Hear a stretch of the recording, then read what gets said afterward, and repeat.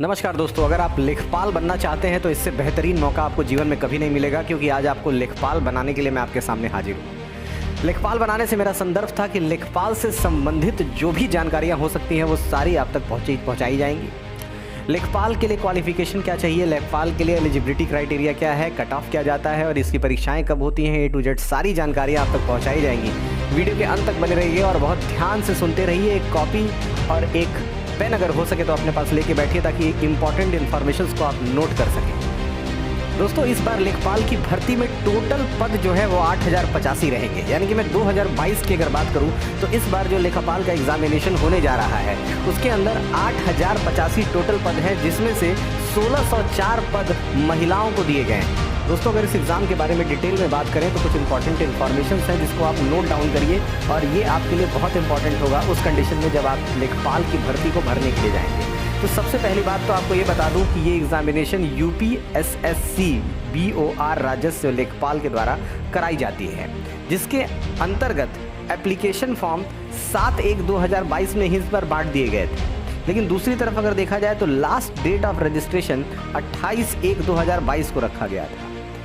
आगे बढ़ते हैं और इसमें एप्लीकेशन फ़ीस की अगर बात करें तो जनरल OBC EWS की फ़ीस मात्र 25 रुपये है।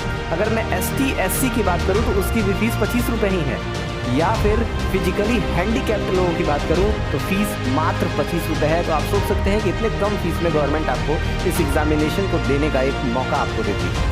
आगे बढ़ते हैं, समझते हैं कि इसकी मैक्सिमम और मिनिमम एज लिमिट कितनी है। अगर मैं मिनिमम एज लिमिट की बात करूं तो 18 वर्ष से ऊपर का कोई भी स्टूडेंट इस एग्जामिनेशन में बैठ सकता है, लेकिन दूसरी तरफ मैक्सिमम एज लिमिट भी 40 साल तक है, यानी कि 40 साल के एज तक का कोई भी लड़का या लड़की इस एग्जामिनेशन को देने के लिए एलिजिबल है।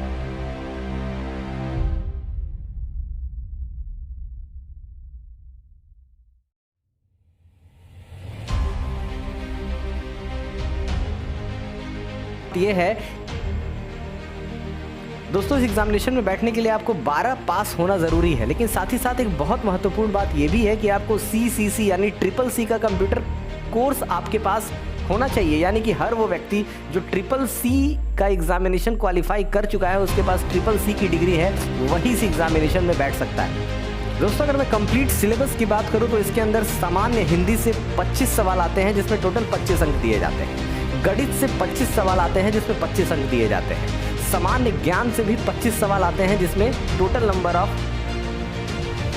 ऑफ क्वेश्चंस भी 25 होते हैं। दूसरी तरफ इसमें एक स्पेशल क्राइटेरिया है जिसको हम लोग गांव, ग्राम, समाज और विकास नाम का एक अलग ही खंड बनाया गया है। उस पेपर के अंदर एक अलग ही सेक्शन बनाया गया है जिसके अंतर्गत 25 सवाल आते हैं और उसमें भी टोटल 25 मार्क्स दिए जाते हैं। इस एग्जामिनेशन में टोटल आपको 100 क्वेश्चन करने होते हैं और खुशखबरी की बात यह है कि इसमें कोई भी नेगेटिव मार्किंग नहीं होती है।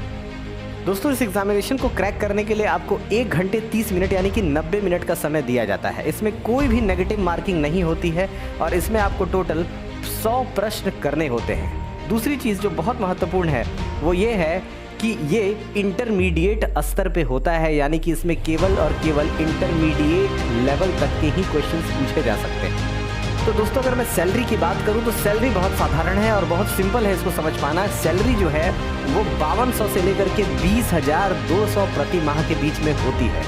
तो आप ध्यान रखें, अगर आप एग्जामिनेशन में बैठना चाहते हैं तो फॉर्म लगभग जनवरी में निकलता है हर वर्ष, और एग्जामिनेशन लगभग मार्च या अप्रैल के समय हर वर्ष लिया जाता है। तो आप इस एग्जामिनेशन के लिए ज़रूर तैयार रहें, इस एग्जामिनेशन को ज़रूर दें और आपसे उम्मीद करूंगा कि इस एग्जामिनेशन को क्वालिफाई भी करें। और ढेर सारी जानकारियों के लिए आप मेरे चैनल पर बने रहें। अगले वीडियो में कुछ नए से नए और भी इंटरेस्टिंग एग्जाम्स के साथ मैं आपके सामने आऊँगा। तब तक के लिए बहुत बहुत धन्यवाद।